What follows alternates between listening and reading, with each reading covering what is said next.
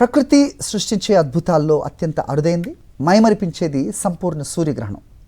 దాదాపు 30 సంవత్సరాల విరామం తర్వాత యూరోప్లోని ప్రధాన భూభాగాన్ని చీకట్లోకి నెట్టేస్తూ ఈ అద్భుత దృశ్యం ఆవిష్కృతం అవుతోంది.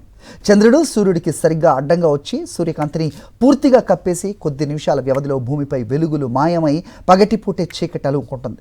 సైన్స్ రైటర్ కెట్రీనా మిల్లర్ విశ్లేషించిన ఈ అంతరిక్ష వింత, దానికి సంబంధించిన పూర్తి సమాచారంతో కూడిన ఒక స్పెషల్ స్టోరీ మీకోసం.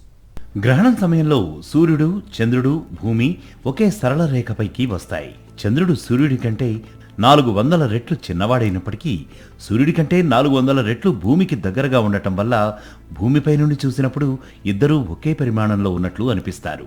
దీనినే శాస్త్రవేత్తలు ఖగోళ యాదృచ్ఛికత అని పిలుస్తారు.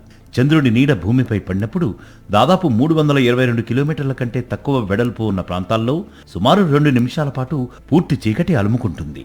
సంపూర్ణ గ్రహణం ఏర్పడ్డప్పుడు ఉష్ణోగ్రత ఒక్కసారిగా పడిపోతుంది.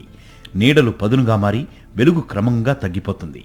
ఈ ఆకస్మిక మార్పునకు ప్రకృతి వింతగా స్పందిస్తుంది. పక్షులు పాటలు పాడటం ఆపేస్తాయి. కీటకాలు శబ్దాలు చేయడం మొదలు పెడతాయి. పూలు తమ రేకులను మూసివేస్తాయి. పగటిపూటే చీకటి అలుముకోవడంతో మనుషులు కూడా తీవ్ర భావోద్వేగానికి గురవుతారు. ప్రపంచవ్యాప్తంగా లక్షలాది మంది ప్రజలు ఒకే చోట చేరి ఈ అద్భుతాన్ని తిలకిస్తారు. శాస్త్రవేత్తల అంచనా ప్రకారం ఈ గ్రహణం ఉత్తర రష్యాలో ప్రారంభమై గ్రీన్లాండ్, ఐస్లాండ్ మీదుగా అట్లాంటిక్ మహాసముద్రాన్ని దాటుతుంది. ఆ తర్వాత స్పెయిన్, పోర్చుగల్లోని కొద్ది భాగాన్ని తాకుతూ మెడిటరేనియన్ సముద్రంలో ముగుస్తుంది. ఈ మార్గానికి సమీపంలో ఉన్న ప్రాంతాల ప్రజలకు పాక్షిక సూర్యగ్రహణం మాత్రమే కనిపిస్తుంది.